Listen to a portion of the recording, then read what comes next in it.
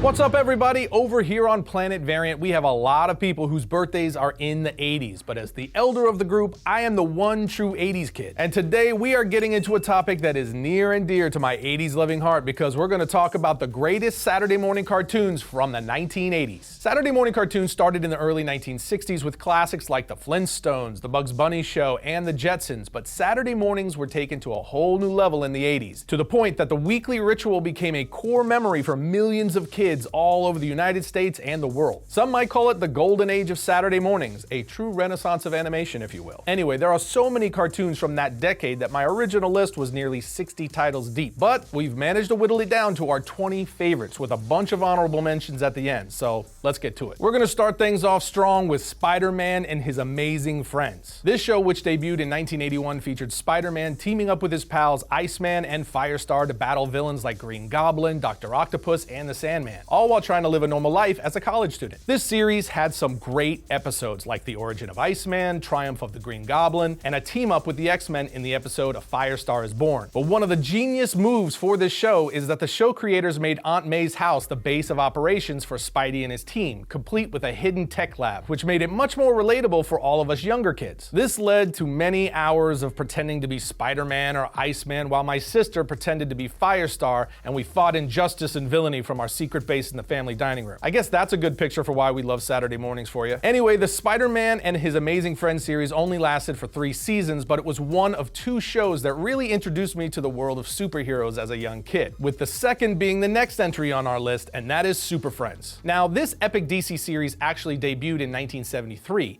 but several rebranded versions of it ran through 1986, and it was a huge Saturday morning staple for me personally. It featured Superman, Batman, Wonder Woman, Green Lantern, Flash, Aquaman, and others taking on Lex Luthor, the Joker, and my personal favorite, the Legion of Doom. That Legion of Doom swamp headquarters was amazing. The moral lessons about honesty, bravery, and kindness from this show were pretty solid for kids in their formative years too, but I'm not sure how much the kindness part was applied when I was pretending to be Batman. My younger brother Ryan might have some thoughts on that. Anyway, next up is the Transformers, which debuted in September 1984. This one needs very little explanation because it is an 80s icon, and the endless battle between the Autobots and Decepticons is now legendary. The Transformers was more than just a cartoon. It was a cultural phenomenon, and that's because it's well written, the animation was great, and the characters felt like real heroes and villains. I mean, Peter Cullen, who voices Optimus Prime, might be one of the most recognizable voices in all of fandom. But even as a kid, the struggle between Optimus Prime and the Autobots and the evil Megatron and his Decepticons hit hard, and it immediately became a Saturday morning must. Not to mention, the obsession with Transformers toys and action figures was just as big. But the biggest testament to the impact of the Transformers is that while my generation was the first to enjoy and love these robots in disguise,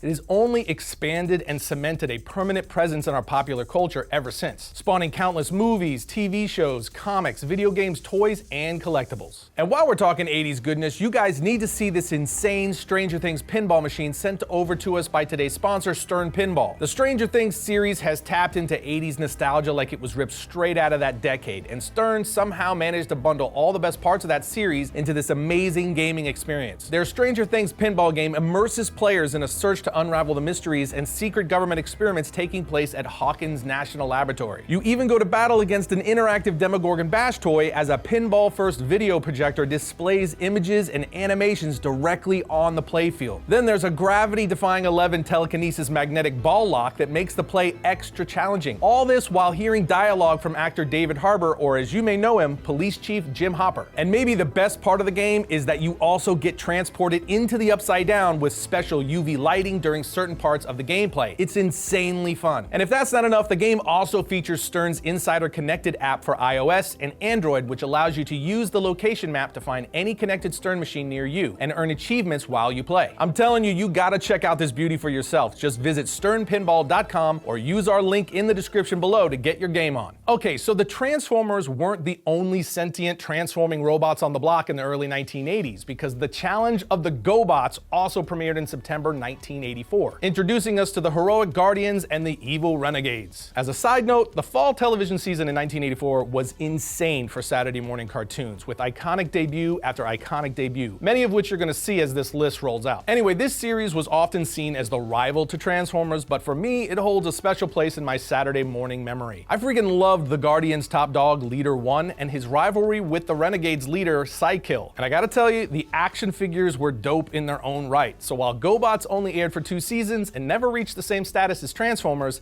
it definitely had its own appeal and a dedicated fan base. Up next, we have another massive Saturday morning staple, and that is GI Joe, a real American hero. The show debuted in 1983, and it piqued the imagination of kids right out the gate. From its insanely catchy theme song to the awesome lineup of heroes and villains, including Duke, General Hawk, Cobra Commander, Snake Eyes, Mainframe, Destro, and their amazing vehicles and gadgets, this show was gold. The stories were fun, the action and suspense was great, and then there was the iconic "knowing is half the battle" PSAs at the end of every episode. It was freaking amazing, which is why GI Joe was another toys and merch juggernaut as well. The original show only lasted 2 seasons, but it has spun off into an endless list of follow-up shows, comics, and live-action movies, most notably its recent reemergence and crossover into the Energon universe in comics and live-action movies with the Transformers. If you weren't aware of that, now you know. Oozing into the next slot are the Teenage Mutant Ninja Turtles. This is easily one of the biggest and most successful franchises to come out of the 80s, and its Saturday morning premiere in December 1987 was like a cultural meteor strike for kids everywhere. This show was ginormous. The series, of course, followed Leonardo, Donatello, Michelangelo, and Raphael alongside their master Splinter as they battled Shredder and the Foot Clan from their home in the sewers of New York City. But it was the show's mix of amazing characters, great villains, action, humor, and a shared love for pizza that made it an instant hit, and Turtle Power has been a mainstay ever since. In recent years, TMNT has even branched out with some darker and grittier storylines in the Last Ronin series, so it's not going away anytime soon. Next, we're heading to Duckburg, and a show that is easily a contender for one of the catchiest Saturday morning theme songs from the 80s.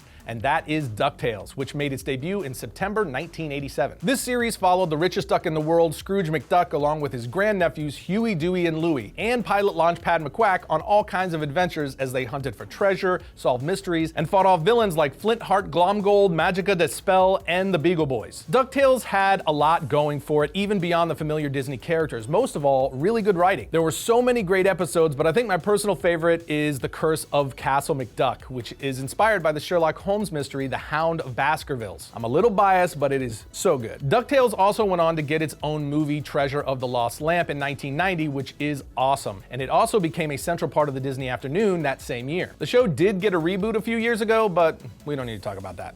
Moving on. All right, I've been a Muppet fan for as long as I can remember, so The Muppet Babies, which premiered in 1984, was an automatic for me. This show was Jim Henson's first animated series and was inspired by a flashback scene in the live-action Muppet movie Muppets Take Manhattan, where it shows Kermit, Piggy, Fozzie, and the rest of the gang when they were babies. So this one just hits all kinds of nostalgia buttons for me, especially the episode called Gonzo's Video Show, where the Muppet Babies imagined they were in Star Wars, among other things. I was really young at the time and was fresh off of being mind-blown by Return of the Jedi, so it was must-see TV genius. Now remember I said 1984 was a hot year for Saturday morning cartoons? Well, that's when Voltron hit the airways as well, and like Transformers, it was epic. Voltron featured 5 pilots who controlled lion robots that combined to form Voltron, Defender of the Universe, in order to battle the evil King Zarkon and his Robeasts. This now iconic series had a similar formula to Transformers, GoBots, and a few others, but the unique element of the different robotic lions coming together to form an even more powerful mech hero made Voltron stand out, and it has since inspired other big hits like Power Rangers. I'll go so far as to say I think Voltron is the coolest looking robot-based hero from the 80s. The next one up is a show I could not leave off the list, and that is the Shirt Tales. This cartoon about animals who wore shirts that displayed their emotions and lived in a tree in City Park debuted in 1982, and it was straight wholesome goodness. They fought crime and helped others while keeping their true identities a secret from humans. It was adorable. I said it. Shirt Tales was in the same camp as the Get Along Gang, which was another heartwarming show that was added to the Saturday morning roster a couple years later. I'm telling you, forget Bluey, go watch Shirt Tales and the Get Along Gang and become a better person. You're welcome. Now, soaring in at the halfway mark is Silverhawks. This show has such an epic theme song that sometimes I just put it on and remember how good it is. Anyway, Silverhawks premiered in September 1986 and featured a group of cyborg heroes who protected the galaxy from the villainous Monstar. While the series was short-lived, the Silverhawks' partly metallic and bionic bodies and awesome designs was a great addition to the sci-fi superhero genre. I mean, their leader is a bionic old police officer named Commander Stargazer who has a golden hawk named Tallyhawk. That's pretty much all you need to know. Okay, so kicking off the back half of our list, we have Thundercats. Debuting in 1985, this series followed the adventures of Lion-O and his team as they fought against the evil Mum-Ra on the planet Third Earth. This cartoon had some of the deepest lore and most memorable characters of any on this list, not to mention crazy action-packed episodes. The original series ran for 4 seasons, but lots of sugary cereal was consumed while yelling. I also have to note that the Sword of Omens, which is wielded by the Lord of Thundercats, is among the coolest weapons in all of geekdom. Next up is Dinosaucers. Premiering in 1987, this series featured anthropomorphic dinosaurs from space who came to Earth to protect it from their evil counterparts, the Tyrannos. Now, I think I could just stop there because it's pretty clear why this show was amazing. But I'll seal the deal by reminding you that the show featured characters with names like Genghis Rex, Tricero, Bonehead, and Itchy.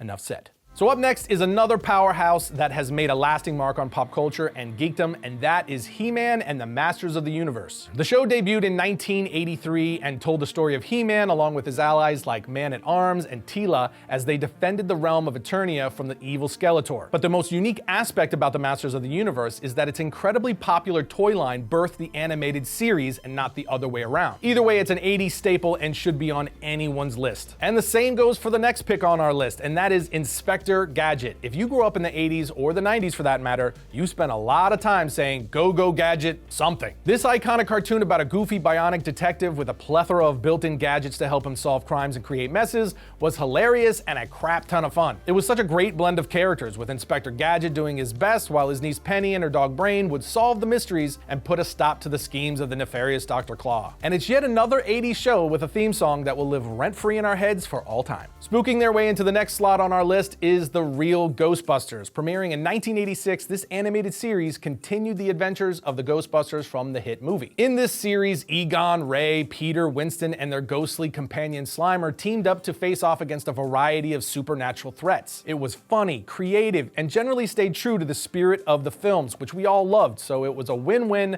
and a must-watch on Saturday morning. Now, if you thought it would be possible to get through this list without the Care Bears, you were wrong. Why? Because these magical little bears from the land of Care-a-Lot have been using their Care Bear stare to spread love and kindness since 1985. So put some respect on their name. Yes, a lot of drugs were involved in the making of this show, but it's still a warm hug in a dark world, so if you're upset it's on this list, go do a Care Bear countdown and think about your life choices. Anyway, taking the next spot is Alvin and the Chipmunks. This show, which premiered in 1983, followed the adventures of 3 chipmunk brothers, Alvin, Simon, and Theodore, under the care of their human father, Dave Seville. And somehow they're recording artists. We're not really sure how that worked out. Honestly, these characters are so well known at this point, I'm not sure we need to elaborate, but Alvin and the Chipmunks were a Saturday morning favorite throughout the 80s. And the Chipmunk Adventure movie that came out in 1987, where the Chipmunks were in a global hot air balloon race against the Chipettes to launder cash and jewels for a criminal cartel, that was my jam. I might be a little off on the details, but that was basically the gist. Okay, so you had to know Mask was gonna be on here somewhere. This awesome show hit the airwaves in 1985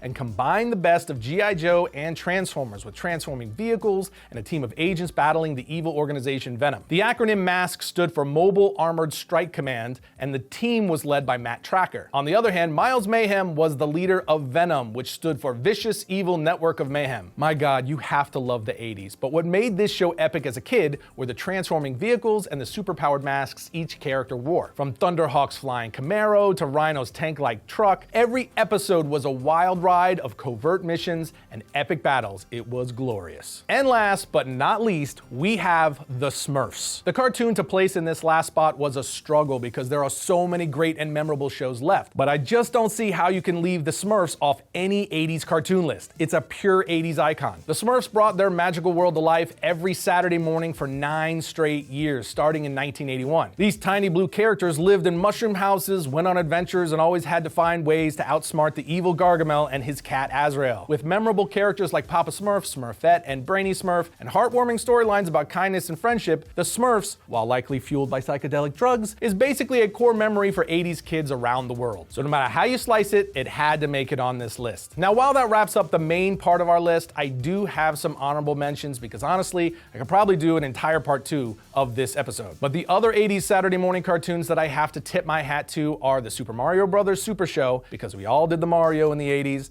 Then there's the Bugs Bunny Show, because it's a classic. The Popples, Pound Puppies, which was essentially a better version of Paw Patrol. The Wuzzles, which was weird but great. Then there's Turbo Teen, The Mental Misadventures of Ed Grimley, Pac-Man, Danger Mouse, The Flintstones Kids, Garfield and Friends, The Karate Kid animated series, Brave Star, and Denver the Last Dinosaur. I'm telling you, I could keep going. The 80s was such a great decade for Saturday morning cartoons, and it set the stage for yet another great decade of cartoons in the 90s. So in a couple of months, we're gonna come back and cover the 90s with Eris. In the meantime, let us know which 80s cartoons made your Saturday morning roster in the comments down below. Otherwise, we will see you next time when we talk some Wolverine.